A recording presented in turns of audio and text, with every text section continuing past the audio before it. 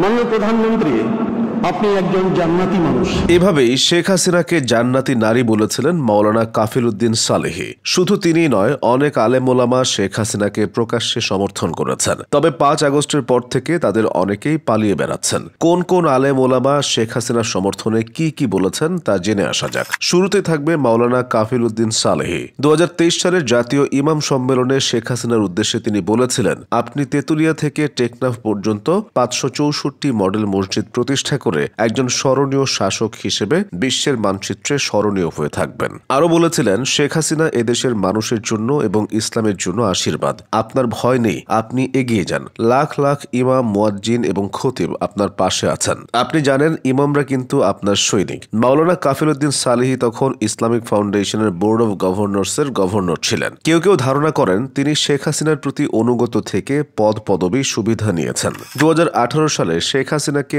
কওমি জননী উপাধি দেওয়া হয়েছিল। কে দিয়েছিল জানেন? সোহরাওয়ার্দী উদ্যানে আয়োজিত এক শুকরানা মাহফিলে বক্তৃতাকালে মুফতি রুহুল আমিন এই উপাধি দিয়েছিলেন। কওমি মাদ্রাসা শিক্ষার সর্বোচ্চ স্তর দাওরায়ে হাদিসকে মাস্টার্সের স্বীকৃতি দেওয়ায় এই মাহফিলের আয়োজন করা হয়েছিল। এই মাহফিলেই তিনি শেখ হাসিনার ভূয়সী প্রশংসা করেছিলেন। ভাগ্যের কি নির্মম পরিহাস, সেই রুহুল আমিনকে বর্তমানে আলেম সমাজ থেকে বিচ্ছিন্ন ঘোষণা করেছে গোপালগঞ্জ উলামা পরিষদ। নীতি আদর্শ থেকে বিচ্যুত হওয়ার কারণে তাকে বিচ্ছিন্ন ঘোষণা করা হয়েছে। এছাড়া 2024 সালের 20 সেপ্টেম্বর বাইতুল মোকাররম মসজিদে মুফতি রুহুল আমিনের জুমার নামাজ পড়ানোকে কেন্দ্র করে দুটি পক্ষের মধ্যে ভাঙচুরের ঘটনা ঘটেছে। এরপর রুহুল আমিনকে খতিব পদ থেকে অপসারণ করেছে ধর্ম মন্ত্রণালয়। তিনি নৌকা প্রতীকে নির্বাচন করার স্বপ্ন দেখতেন। 2018 সালের নির্বাচনে নড়াইল 1 আসন থেকে মাওলানা রুহুল আমিন আওয়ামী লীগের মনোনয়ন চেয়েছিলেন। তিনি একাধিক শোডাউন ও গণসংযোগও করেছিলেন। গণসংযোগে মুফতি রুহুল আমিন স্থানীয় জনগণের উদ্দেশ্যে বলেছিলেন, নির্বাচনে আসার কোনো ইচ্ছা আমার ছিল না, কিন্তু আপনাদের অকুণ্ঠ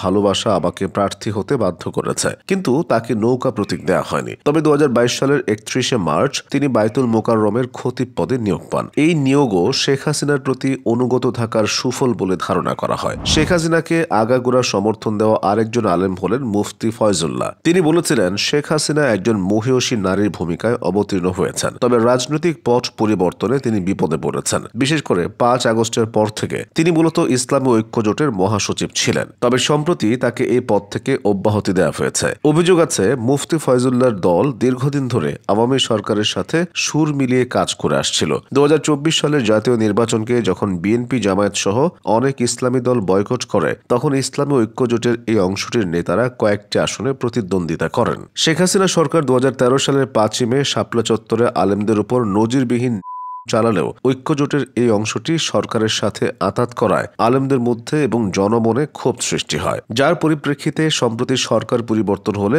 মহাসচিব মুফতি ফয়জুল্লাহ জনরোষের শিকার হন। এমন আরেকজন আলেম হলেন মাওলানা ফরিদ উদ্দিন মাসুদ। তিনি বলেছিলেন, প্রধানমন্ত্রীর মাধ্যমে অনেক কাজ হয়েছে, এ দেশকে মহাকাশে নিয়ে গেছেন তিনি। দেশের এত উন্নয়ন করেছেন যে পাকিস্তানের জনগণও বাংলাদেশের মতো হতে চায়। তিনি আরো বলেছিলেন, কওমি মাদ্রাসা শিক্ষা সনদের স্বীকৃতি প্রদান করে শেখ হাসিনা প্রমাণ করে দিয়ে তিনি ইসলাম ও উলামায়ে কিরামকে ভালোবাসেন। প্রধানমন্ত্রী আমাদেরকে এখন বিশ্বের দরবারে শিক্ষিত হিসেবে মাথা উঁচু করে দাঁড়ানোর সুযোগ করে দিয়েছেন। এভাবেই অনেক আলেম পলাতক সরকার প্রধানের প্রতি অনুগত ছিলেন। পরিতাপের বিষয় হলো, তাদের অনেকে এখন পলাতক।